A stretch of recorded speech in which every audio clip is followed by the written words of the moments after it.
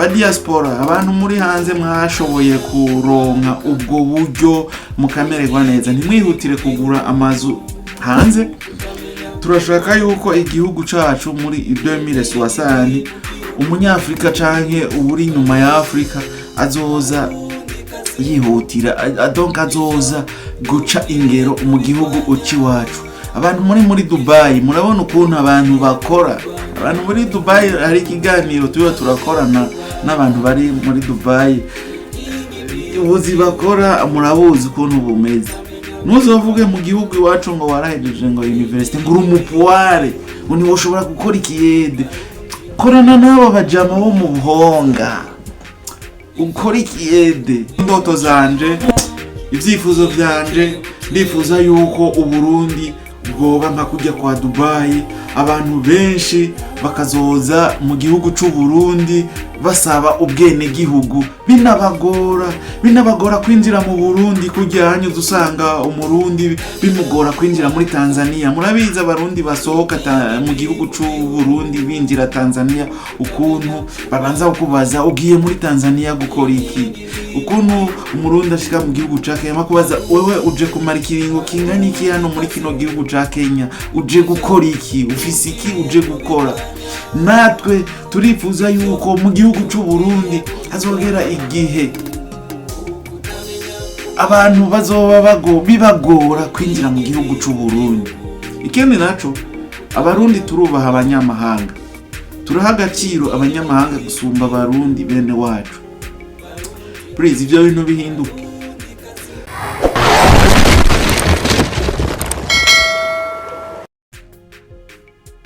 Bakunzi b'urubuga rwacu rwa YouTube Pisco Entertainment and Media, turabaramukije. Sangwa ikaze muri ikino kiganiro twabateguriye ecuno musi. Psikologe nkuko vyama niwe abatunganiririza ibiganiro bica kuri runo rubuga, akaba ari nawe anabibashikiriza. Muti rero uyu musi wewe psikologe waduteguriye ikiganiro kivuga kuki. Uyu musi sinabateguriye ikiganiro kirekire, nabateguriye ikiganiro kiza kugaruka ku mpamvu zibiri canke impamvu zitatu. Izo mpamvu nazo sizindi, hariho impamvu imwe ivuga ku bihugu byo muri Afrika vyateye imbere. Ibihugu twovuga yuko biteye imbere gusumba ibindi. Cyo tugaruka no ku mpamvu hariho ibihugu bimwe byo muri Afrika bigikenye, ibihugu byoba bitaratera imbere nkuko ibindi bihugu navyo biteye imbere byo muri Afrika. Turaza no kugaruka ku yindi mpamvu ivuga ku Barundi. Abarundi bamwe usanga baba bipfuza ubwene gihugu bwo mu kindi gihugu cyo muri Afrika canke mu bindi bihugu byoba byarateye imbere. Hariho abarundi benshi bipfuza ubwene gihugu. Ngira ngo nk'ababa barumvirije ikiganiro twakoze, ikiganiro cagaruka kuri conférence débat public cyakozwe n'abasanzwe barongoye abarundi basanzwe baserukira abarundi barangurira imirimo yabo mu gihugu ca Kenya. Hariho ikibazo cabagijwe na bamwe mu bashoboye kubaza ibibazo, babaza bati ni gute twoshobora kuronka ubwene gihugu bwo mu gihugu ca Kenya. Rero ivyo nivyo nashoboye kubategurira. Ni impamvu zitatu. Tumira amateka gatoya ce tugaruka tuze mwidonido tube turaganira, ndababwira impamvu zituma zatumye ibihugu bimwe byo muri Afrika bitera imbere gusumbya ibindi. Nongere ndababwire n'impamvu hariho ibihugu vyateye bisubira inyuma, bitateye imbere nkuko byategerezwa gutera imbere biri muri Afrika. Nshingaruka rero no kuri ico kintu cyabo Barundi usanga baba bifuza kuronka ubwene gihugu muri ivyo bihugu biteye imbere.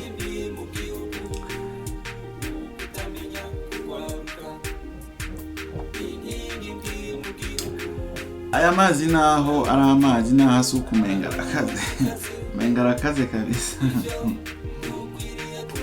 Nukunywa dukeya nyene kugira ngo tuze turamira amate, tureke kuzangira ngo turasara kasauti kasohoke neza. Okay, turasubiye kubaramutsa. Sangwa ikaze mwidonido rero rya akino kiganiro. mbanje kubipfuriza Noel nziza n'umwaka mushasha w'ibihumbi 2026. Uyu mwaka uze ubabere umwaka w'inyishu, umwaka wo gukemura ibibazo. Ngira ngo kumbure umwaka w'ibihumbi 2025 tugiye kurangiza, hari igihe utaba waragendeye neza nk'uko we wabishaka, ariko umwaka w'ibihumbi 2026 nawo uzokubera umwaka w'umugisha, umwaka wo kuronka amafaranga, umwaka wo kugira imigisha mu byo usanzwe ukora. Nimba woba usanzwe ukora nk'ibi dukora byo kuri Facebook canke YouTube, uzokubere umwaka wo kwishurwa muri ivyo bikorwa vyawe canke n'ibindi byose. Nimba ukora uburimyi canke nimba woba ukora iyindi myuga itandukanye, uzokubera umwaka w'imigisha. Umwaka wa 2026 uzokubere umwaka w'inyishu. Rero reka tugaruke rero kuri kino kiganiro. Nashimye yuko uyu munsi twoganira. Mu gihe wewe ushobora kuba ufise ico woshobora kuvuga, tuze guhurira muri commentaire nawe ugire ico ubivuze. Mbega niyihe mpamvu ibi bihugu byo muri Afrika byitwa ko biri develope, byo byarateye imbere gusumvya ibindi? Wowe ubaza ko ari iyihe mpamvu? Je naragerageje kuraba hamwe n'andi, ndasoma ibintu bitandukanye, ndabona impamvu bino bihugu byo muri Afrika byateye imbere. Ibihugu byo muri Afrika byinshi byateye imbere kubera abakolonije ibi bihugu. Ugiye kuraba ibihugu byo muri Afrika byakolonijwe n'Abongereza, uzosanga biri un peu développé, biri développé gusumba, biri plus développé gusumba ibindi bihugu byoba byarakolonijwe n'Ababiligi canke byoba byarakolonijwe n'Abafaransa. None ni kubera iki ibihugu byakolonijwe n'Abongereza byateye imbere?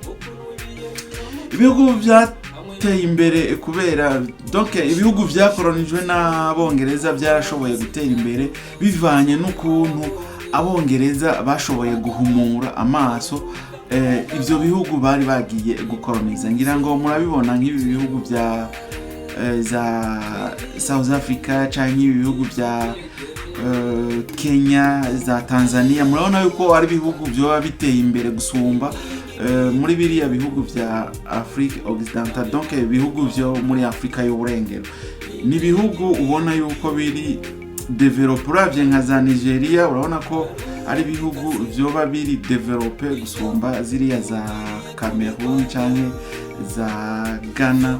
Urabona yuko ari bihugu byoba bihagurutse.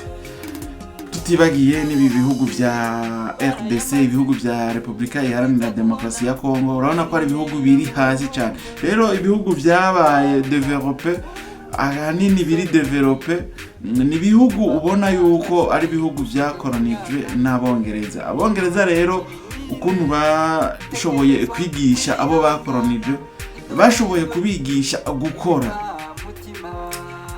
Babigishije gukora, bongera babigisha no kubahiriza itegeko ryafashwe na leta, itegeko ryafashwe n'indongozi. Rero mu gihe itegeko rishoboye gusohogwa na leta, abanyagihugu bakaryubahiriza, uzusanga ico umunyagihugu ashoboye gukora cyose gishoboye gutera imbere. Rero Abongereza bigishije abanyagihugu gukora donc babigishije ibikorwa. Ni nayo mpamvu ibihugu usanga biba byarateye imbere. Hama impamvu ibihugu navyo bitashoboye gutera imbere muri ino Afrika ni ibihugu usanga kenshi byakolonijwe n'Abafaransa. Abafaransa nabo baraje muri bino bihugu bya Afrika, ukuntu babigishije rero babigishije gukora, ntibabigishije gukora, donc baberetse yuko umuntu ashoboye kuba ari mu biro ari we muntu ashobora gutera imbere. Nka twebwe twakolonijwe n'abajya badukolonije, ico batwigishije ntibatwigishije gukora, batwigishije ahubwo kwiga amashure. Natwe tuca tubona yuko kwiga amashuri ariho twoshobora gutera imbere. Or c'est faux. rero reka ngaruke kuri ikijyanye c'amategeko. Donc abantu bashoboye gukoloniza, donc nk'abongereza barashoboye kwigisha itegeko, kubaha itegeko. Hariho umuntu nabonye kuri Facebook nshobora gukurikirana, wo mujamumenga ari muri Afrika y'Epfo, akoresha page yiwe yitwa Ikirore Media. Yashoboye kuvuga ati muzogombe mugende murabe no kuri bijya ivyapa byo kumabarabara bijya biba vyerekana yuko umuntu ashobora gupasa mwibarabara. Muzorabe mu bihugu byakoronijwe n'abongereza, ivyo bihugu barubahiriza bijya vyapa. Ijya mirongo usanga iciye hagati imwibarabara baravyubahiriza, mu gihe umunyagihugu berekanye yuko umunyagihugu ashobora guca muri barabara hagati, usanga bavyubahiriza gusumba babandi bo muri vya bihugu byakoronizwa n'abafaransa canke n'ababirigi, usanga barenga itegeko. Donc abanyagihugu bakoronijwe n'abafaransa akenshi uzosanga niyo leta ishizeho itegeko bataryubahiriza, barenga amategeko. Rero muri ivyo bihugu kuri ijya mirongo tuvuge ica mwibarabara hagati, nasanze nanje tugihurije kandi mu gihugu ca Kenya, mu gihe umunyagihugu ariko aragenda aratembera mwibarabara, ashoboye kuba ariko araca muri ijya mirongo, ubona nyene abantu bariko baragendesha imiduga canke bagendesha amapikipiki baravyubahiriza. Kandi n'igihe umunyagihugu ahaswe nko kugongwa, tuvuge mu gihe nk'umumotari canke umushoferi ahaswe kugonga, arasaba excuse ku muntu ariko aragenda n'amaguru. Ariko tugiye nk'ari iwacu, umumotari ahakwe kugonga aca hagarara, uravye n'aba aca gukubita, canke umuntu w'umushoferi agendesha bisi canke imodoka yindi ahaswe kugonga kandi ari mu makosa yaturutse inyuma yawe, uzabona akubwiye ngo ntiwumva nyene kanagutuka. Ariko mu mategeko y'igihugu suko biba biri, suko ndibaza nk'abantu mugendesha ingendesho murabizi ukuntu biba bitegerezwa kugenda. Rero izo nizo mpamvu zatumye ibihugu byo muri Afrika byarateye imbere. Habayeho abakoronije ico gihugu kugira ngo ico gihugu ubona yuko giteye imbere, nibo babaye resource yuko ivyo bihugu bishobora gutera imbere. Novuga yuko n'amategeko ya leta ahanini umunyagihugu atayubahiriza, n'abantu barenga amategeko cane, abantu bakoronijwe n'abafaransa, abantu bakoronijwe n'ababirigi. Ni naco gituma tuguma twibereye hahandi. Aroroke hariho abandi bakoronijwe n'abongereza, mubona ibihugu byabo biteye imbere. Umunyagihugu arubahiriza itegeko rya leta, ugasanga ariko aragendera amategeko ya leta. Reka rero tugaruke kuri gatoya kuri Abarundi usanga baba baragiye mu bihugu biteye imbere, bakipfuza yuko bohabwa ubwene gihugu muri ivyo bihugu basanzwe baranguriramwo imirimo.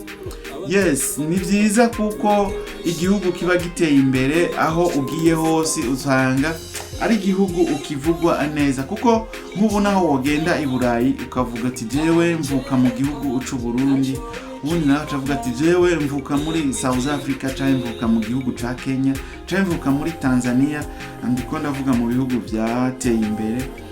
Urumva yuko haba hariho la différence entre umurundi n'umukenya. Canke naho tugombe tuze muri bino bihugu nyene vy'iwacu ngaha, umurundi mwebwe mwaba mwaramaze gusafira, mwaba mwaramaze kurenga imipaka y'igihugu c'u Burundi. Umurundi uko afatwa niko umukenya afatwa. Umurundi uko afatwa niko South Africa afatwa. Tuvuge ushitse nko ku mupaka w'igihugu kanaka uri kumwe n'umukenya, murabizi ukuntu biba bimeze. Umukenya uko afatwa niko umurundi afatwa. Rero ni naco gituma rero abantu b'abarundi benshi baba bifuza yuko hoba changement donc mu buzima bwabo, naho yo bavuga ati ndi umurundi mugabo yarase nko mu gihugu ca Kenya aca yifuza ubwene gihugu bwo muri ico gihugu. Kubera iki? Kubera umukenya ahashitse hose umengo arubahitse gusumba umurundi cyangwa gusumba umukongo. Rero niyo mpamvu baba bifuza kuronka ubwene gihugu bw'ivyo bihugu. Nimba yaragiye muri South Africa, aba yifuza yuko yoronka ubwene gihugu bw'umusahuzi ubwo uko yoba ari nk'umunyafrika diside. Ni kubera iki? Kubera twebwe turi moins développé, tutaragira aho dushitse mu iterambere, tutaraba développé nk'aba bandi nshoboye gutanga ko nk'akarorero. Ariko rero kuba usabye ubwene gihugu bw'ikindi gihugu si kuvuga ngo baraguha ubwene gihugu uce uba nk'umu Kenya cyangwa mu South Africa. No, kuri iyo ID nimba woba ushoboye kuronka ubwene gihugu barandika ko origine yawe, kandi nawewe byoba byiza ugumanye ubwene gihugu bw'igihugu ciwawe, kuko igihugu cyakuvyaye ni nk'umuvyeyi. Rero ntawanka nyina ngo agwaye amahere. Uwo mugani basogokuru barawushizeho, kandi ugiye kuwiga ko n'umugani umeze neza. Ntawanka nyina ngo agwaye amahere. Rero dukunde igihugu ciwacu, igihugu c'u Burundi. Rero kandi nagomba mbunire akagohe abantu bashoboye kurenga imbibe z'igihugu c'u Burundi, mukaca mubona ukuntu Burundi bufashwe mu makungu, bumvise yuko uri umurundi ucumengo nta jambo ufise, baca babona yuko umengo wewe uri umuntu akenye ata jambo afise. Nagomba ndagusabe wewe nk'umurundi kugira ngo twikure mu gasuzuguro muri bino bihugu byitwa ngo byarateye imbere. Wewe nimba waragiriwe amahirwe ugashika i Burayi cyangwa ugashika Amerika cyangwa Canada, ukaronka ikintu wofasha igihugu c'u Burundi mu iterambere, dufashe igihugu c'u Burundi kugira ngo twiteze imbere. Abashobora kuvuga, bashobora kubicisha ku mitandao, mubikishe ku mitandao, muhimiriza Barundi dutere tuja imbere, tuhagurutse igihugu cacu. Ndifuza kubona igihugu ciwacu c'u Burundi cyarateye imbere, nkabona umukenya yifuza kuja kuba mu Burundi, umukenya yifuza nawe kuvuga, yifuza kuba kuronka ID canke kuronka ukuntu yoba mu gihugu c'u Burundi. Ndifuza umutanzania ko yokwifuza ko igihugu c'u Burundi yo kujyanye Burundi bwarahindutse, kubona Burundi bwarahindutse, umutanzania akifuza kuba yo kumva yuko yoba umurundi. Ndifuza kandi yuko umuntu wo muri Afrika y'Epfo yovuga ati ndashaka ko Uburundi noba umurundi, noronka ID y'igihugu c'u Burundi, noronka karangamuntu y'igihugu c'u Burundi, akumva nyene yuko yoba ari proud yuko yoba ari umurundi. Rero Uburundi ndifuza yuko bwohinduka muri irya mbona kazoza y'umukuru w'igihugu yaduhaye, aryo umuvyeyi iyo ashoboye kuvuga ikintu akacaturira neza abana biwe, akacaturira neza umuryango wiwe, ico kintu kiraba. Rero ntimukengere imbona kazoza y'umukuru w'igihugu. Turashaka yuko Uburundi bwotera buja imbere muri irya mbona kazoza muri 2000, donc 60 umukenya azoba yifuza kuronka ubwene gihugu mu gihugu c'u Burundi. Hamwe Uburundi nkuko abarundi tugenda tugahasuringa, tugapigika mu za Uganda, tugapigika muri Congo, tugakubitwa mu Rwanda, batufata nabo ko bishakiye, bavuga ati twagiye guca ingero mu bihugu byabo. Natwe turifuza ko muri irya mbona kazoza boza mu gihugu ciwacu, bakaza guca ingero mu gihugu ciwacu. Burundi buratunze, igihugu c'u Burundi gifise ubutare, igihugu c'u Burundi gifise burya abantu bagifise imico n'akaranga. Igihugu c'u Burundi turafise Lac Tanganyika, kijya kiyaga donc turi enclave na Tanganyika. Kijya kiyaga kizoco duteza imbere, kijyanye ni mvuge ko ari iboro burya n'ubutare bwa mbere dufise mu gihugu c'u Burundi. Igihugu c'u Burundi ni igihugu gifise akayaga akeza, ni igihugu kidafise impinduka z'ibirere cyane nka kumwe uzubona hari ahantu habaye ubukonje. Twebwe ntabwo byoba bishika hagakanya, ntabwo hakanya nk'uko muri ivyo bindi bihugu hakanya. Igihugu c'u Burundi ni igihugu kironka imvura, kikaronka n'akazuba. Hariho ahandi ushobora gusanga atamvura bashobora kuronka, ugasanga mu kwimbura birabagora. Tugende muri Egypte murazi yuko mbega Egypte yoba ibayeho kubwa Nile, kubw'ikiyaga Nile, donc kubw'uruzi Nile. Egypte, mu gihugu ca Egypte n'ahantu atamvura baronka, n'ahantu bakoresha tekinoloji zabo, kubera nuvuga ko baba bakoronijwe na babandi babigisha gukora, batabigishije kuja mu biro. Twebwe iwacu batwigishije kuberwa yuko ari ryo terambere. Or c'est faux. Umukuru w'igihugu yama yatubwiye ati rima, genda urime, nimba ufise aho urima uzorabe kudatera imbere. Uratera imbere. Ino muri kino gihugu mbayemwo, abakozi ba leta tuvuge nk'aba bigisha,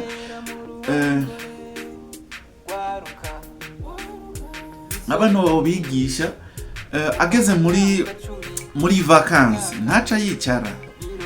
Ari muri vacances uzomusanga ariko arakorera mu mahoteli, mu restaurant. Abandi nabo uzosanga bari gukora ibiyede, kandi n'umukozi wa leta, n'umwarimu kazi, mugabo uzomusanga mu makafetaria, donc za restaurant zimwe bita amahoteli. Ngira ngo abantu batembereye mu gihugu ca Kenya murazizi, usanga umwarimu mu gihe abari muri vacances aba ariko araca amahera mu mahoteli. Uzosanga umwarimu ariko arakora ibindi bitandukanye. None mu gihugu c'iwacu mu Burundi, umwarimu muri vacances, pendant les grandes vacances, mwebwe murakora mufite diplome mukora. Rero nico gituma iterambere burya riraronderwa, kandi ntigizana ahubwo riraronderwa. Mu gihugu c'iwacu dukoreshe ivyo Imana yaduhaye. Igihugu c'iwacu ni igihugu kimeze neza. Ntituzokwihutire politike y'igihugu. Mu gihe utoba uri kuraja muri ivyo vya politike, urashobora kurima, ugashobora gukora izindi projet, ukadandaza, ugasanga ubuzima burabandanije, ubuzima bubayeho neza. Ntuzogaya akazi kose uzokora kazoshobora kukuviramo ikintu ukavyaze umusaruro. Rero ba diaspora, abantu muri hanze mwashoboye kuronka ubwo buryo mukamererwa neza, ntimwihutire kugura amazu hanze. Turashaka yuko igihugu cacu muri 2060 umunyafrika canke uri nyuma ya Afrika azoza yihutira, donc azoza guca ingero mu gihugu uciwacu. Abantu muri Dubai, murabona ukuntu abantu bakora. Abantu muri Dubai, hari ikiganiro turakorana n'abantu bari muri Dubai, ubuzi bakora murabuzi ukuntu bumeze. Nuzovuge mu gihugu iwacu ngo warahejeje ngo university, ngo urumupuare, ngo niwe ushobora gukora ikiyede. Korana nabo bajama bo mu buhonga, ukora ikiyede. Yego biragoye. Wumvise ngo bamwe ba Siyoni ngo batanguye badandaza amagi, ngo badandaza ibiyoba, nawe ngo uhere ngo ngaho onye muzoca gutera imbere. Kijya gihe cari kiriya gihe. Rero uno munsi udakoresheje, donc ushobora gukora akazi kose kakuzanira amahera utitaye yuko woba warize. Uwo muntu azogutwenga atari ko arakugaburira ngo wewe ngo uri umu professeur ngo wagiye gukora ikiyede. Ninde? Kora akazi rero ukariko kose kugira ngo tubandanye twiteza imbere, tutibagiye no gukoresha zino mbuga ngurukana bumenyi. Izi mbuga ngurukana bumenyi mu bihugu bimwe zirabatunze. Hariho abantu benshi usanga zigaburira, ugasanga imiryango myinshi itunzwe na zino mbuga ngurukana bumenyi. Ugasanga abantu bakorera kuri Facebook, abandi nabo bakorera kuri YouTube, ugasanga hariho n'abandi bakorera ku za Instagram, donc imbuga ni nyinshi zishobora guhemba abantu, za TikTok, abajene murabizi, abajene bamwe bamwe. Rero umuntu yoba afise nk'impano yo gukoresha zino mbuga ngurukana bumenyi, yozikoresha nta kibazo, nta ngorane n'imwe. Hari igihe wosanga bimuviriyemo ikintu, bimuviriyemo umusaruro. Gusa ikihari nuko ubanza ukiga ukuntu ushobora gukoresha azino mbuga ngurukana bumenyi, kuko nazo sugupfa gushirako ivyo ubonye byose. Hariho amategeko nka YouTube isaba ifise, Facebook gutyo. Rero ikintu cyose ubona yuko coshobora kukubyarira umusaruro gikore. Ntutinye kudandaza ugwagwa ngo warize amashure ngurindiriye ngo leta ngo iguhe akazi. Leta nta kazi ifise mwene wacu. Imyaka iri kwirakujana, ahubwo hari igihe uzosanga wamaze kuja muri passion kandi wari gukora ivyonye, ugasatura ibiti, ukadandaza amakara, ukazusanga birakuviriyemo ikintu urashoboye nko gutera imbere. Rero mu gihe ndiko ndavuga ibintu nk'ibi, nuko mba navyize ko mba nashoboye kwiga nkabimeditako, nkaca ndabizana kubisangiza abakunzi bwa runo rubuga rwacu rwa YouTube Bisco Entertainment and Media, kugira ngo ubishoboye ashobore kwiteza imbere. Muzotinye kurima ngo iwanyu ngo mufise ngo ibintu. Mu gihe rero mufise ibintu muziga ubona ivyo so yarondeye, ibyo si iby'iwawe, byo ni iby'umuryango, si ibyawe wenyine, ahubwo rondera nawe ugire akantu ko kurondera. Rero bantu muri hanze y'igihugu cy'u Burundi, turashaka yuko twoshika kwiragi ry'umuvyeyi. Si ibyo kuvuga ngo perezida hari uno munsi, murazi ko na Nkurunziza nyene yari yarabivuze yuko twoshikira twoshika kuri iyo mbona kazoza. Rero iryo ragi dutegerezwa kuzorishikako. Jewe na wewe tugiye hamwe birashoboka, tugiye turahanahana ivyiyumviro navyo birashoboka. Rero ikiganiro reka ndahigeze ngaha anye tubanze tuje mu bindi, kuko ari uwumva yavyumvise. Naho utamukindi kiganiro psychologue n'ije nayo nabateguriye kino kiganiro, kandi ikiganiro nimugifate nkuko ari kiganiro gito. Iki kiganiro kirakomeye cyane, urabiye ku bandi ukuntu bagiye batera imbere, nawe ukabigiraho ugakora, uzosanga warateye imbere. Rero igihugu cy'u Burundi ntabwo gikenye, sinovuga ngo ntigiteye imbere, kuko kirateye imbere haba mu bwenge, gifise incabwenge nyinshi. Izi mbuga ngurukana bumenyi, hari abantu bariko barigisha bino bintu byo gukorera kuri social media, babitereyemo imbere. Nawe nimba byo kunda bikore, kandi gituma mvuga ko kino gihugu c'iwacu giteye imbere. Twebwe ndiko ndakura man. Umuntu agomba kwiza imyaka 40 years, aba ari umuntu akomeye cyane, aba ari umuntu akuze. Ko rero ndavye ukuntu twebwe twakuze mu gihugu cy'u Burundi, ipikipiki yaba ifise umugoronome. Asanga nko mu gace je mvuka ko goronome wenyene niwe yarafise moto. Pikipiki naho nyene wasanga atari yiwe, usanga ni ipikipiki ya leta. Hariho n'izindi pikipiki wasanga ziri ku bitaro, naho nyene ugasanga ni imwe. Nta munyagihugu afise ipikipiki. Ariko uno munsi ugiye kuraba, abanyagihugu benshi usanga bafise ingendeshwa moyen de déplacement mu gihugu, ugasanga irahari. Naho bishika nyene tukabura amavuta canke igitoro, mugabo uno munsi ugiye kuraba turakaze. Ko ndibuka nka telefone, wasanga telefone yari telefone bimwe byari birebire bimeze nka Motorola, donc bimeze nka zijya radio z'abapolisi cyangwa z'abasoda, bazita ngo ni kayogoro. Wasanga umwigisha umwe canke ari nka directeur wenyine afise telefone, mugabo no munsi n'umwana wo muri primaire usanga afise telefone. Donc moyen de communication uno munsi irahari. uno munsi harashobora kuba nk'akantu tuvuge habaye nk'abasuma bateye nk'igihugu c'u Burundi canke abantu b'iterabwoba bateye igihugu c'u Burundi, igihugu cyose kikaca kirara kibimenye bitabanje guca ku radio biciye kuri telefone. Rero na moyen de communication iratuma igihugu naco gitera imbere. Rero narabonye hariho n'amakampani bariko barakora amatelefone, abandi nabo n'aborozi. Mukuru w'igihugu akubwiye ati orora inkwavu kubera ari bwo buryo wewe wowe ufise kandi zirashobora kuguteza imbere. Mugabo ntuvyumva, orora inkoko ntuvyumva, kandi inkoko woshobora wewe korora nk'inkoko 5 ziguha zoguha n'umwimbu. Bikore uhera hasi uhaguruke, hajyanye kijya n'ikintu gikomeye cyane.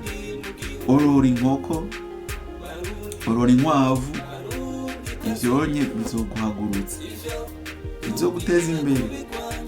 Genda urime, nimba ufise ahantu hari inyovu canke hari bavyita ibisinde hajya ku misozi ku mitumba, havyaza umusaruro uharime. Uno munsi inka ntizituruka, harime ubwatsi uzodandaza ubwatsi, harime ibiraya uzodandaza ibiraya, ibindi navyo ubirye ubifungure kugira ngo tushike kuri ya mbona kazoza. Rero indoto zanje, ivyifuzo vyanje, ndifuza yuko Uburundi bwoba nka kujya kwa Dubai, abantu benshi bakazoza mu gihugu c'u Burundi basaba ubwene gihugu. Binabagora kwinjira mu Burundi, kujyanye dusanga umurundi bimugora kwinjira muri Tanzania. Murabiza abarundi basohoka mu gihugu c'u Burundi binjira Tanzania, ukuntu babanza kukubaza ugiye muri Tanzania gukora iki, ukuntu umurundi ashika mu gihugu ca Kenya kubaza wewe uje kumara ikiringo kingana iki hano muri kino gihugu ca Kenya, uje gukora iki, ufise iki uje gukora. Natwe turifuza yuko mu gihugu c'u Burundi hazogera igihe abantu bazoba bibagora kwinjira mu gihugu c'u Burundi. Ikindi naco, abarundi turubaha abanyamahanga, turaha agaciro abanyamahanga gusumba abarundi bene wacu. Please, ivyo bintu bihinduke. Nimba wewe uri umurundi waba waratembereye ukabona ukuntu umunyamahanga afatwa muri ico gihugu, baraha agaciro ibintu by'iwabo. Rero mu gihe baha agaciro ibintu by'iwabo, reka tubigire ko natwe duha agaciro ibintu by'iwacu, natwe turabe yuko twotera imbere nkuko nabo bateye imbere. Umurundi kunda umurundi kunda ivy'Uburundi, kunda ibintu vyakorewe mu gihugu c'u Burundi. Witeho abarundi bene wanyu gusumba umunyamahanga. Nimba hariho umukenya ari mu gihugu c'u Burundi, ndazi umukenya ari ngaho mu gihugu c'u Burundi nafashwe nkuko umurundi ari mu gihugu ca Kenya afashwe. Igihugu ca Kenya ni igihugu novuga gifise umutekano mugabo kandi bakunda abanyamahanga, ariko ntibakunda abanyamahanga gusumba bene gihugu, abene gihugu. Abari South Africa murabizi ukuntu bimeze, abari muri Afrika y'Epfo murakundwa cyane gusumba abanyafrika y'Epfo, ariko umunyafrika y'Epfo ari mu gihugu c'u Burundi arubashwe gusumba mbere n'umunyagihugu wo mu gihugu c'u Burundi. Rero ivyo durakwiye kubihindura, ntihabe ugwanko mugabo ntubone yuko umunyamahanga umuhaye icubahiro gusumba umwene gihugu. Aho niho haca havana kagasuzuguro, baragaruka mu bihugu vyabo bakavuga bati jewe nshitse mu gihugu c'u Burundi ndi umuntu akaze, ndi umuntu w'icubahiro. Kubera batwita ngo turakenye, ntabwo dukenye. Baca batwita, niho haca hava gukengera wa murundi yagiye muri bya bihugu vyabo. Umurundi yagiye muri Afrika y'Epfo bakamukengera, vuga ati kiriya ni igihugu cagowe, ni igihugu gikenye. Ariko siko biri. Igihugu c'u Burundi kiratunze, gifise incabwenge nyinshi, kandi igihugu c'u Burundi turabona yuko uvuba dushobora kuba develope. Yego ndazi hariho abantu batariko baravyumva, abantu bavyumva nabi cyane kabisa, bumva yuko igihugu c'u Burundi ataho bizoca kugira ngo gitere imbere. Pore tu igihugu c'u Burundi turashobora gutera imbere wewe ubishatse na jewe nkabishaka. Umurundi wari we wese ahari akiyumvamwo yuko Uburundi butegerezwa gutera imbere vyoshoboka. Jewe nawe we tugiye hamwe nta kidashoboka. Rero reka tugeze kino kiganiro hano. Ibiganiro nk'ibi byerekeye development y'igihugu canke development personnel ndashaka kuzoguma ndabigarukako cane kuko nabonye hari abantu benshi bifasha bavyumviriza bakumviriza bitonze bakumva yuko bategerezwa kwiteza imbere, bategerezwa gutera imbere. Rero ndabasezeye psychologue niwe yariko aremesha kino kiganiro. Mwandanye mugira subscribe ku bataragira subscribe, abandi muzana ama commentaire, muvuge impamvu twoshobora donc muvuge ukuntu twoshobora kwiteza imbere mu gihugu kugira dushike kuri yambona kazoza. Muzane ivyo vyiyumviro vyanyu tubishire hamwe turabe ico twokora kugira ngo twiteze imbere, kugira ngo igihugu cacu c'u Burundi gitere kija imbere, kibe mu mahoro, mu iterambere rirambye. Rero Imana ibahezagire, mubandanye mugira Noel nziza n'umwaka mwiza w'ibihumbi 2026 nakwifurije kuzowugiramwo imigisha. Thank you. Thank you. Thank you. Thank you. Thank you a lot. Thank you kwa mwese mwashoboye kutumviriza. Thank you. Thank you. Thank you. Thank you. I'm psychologue. Yeah.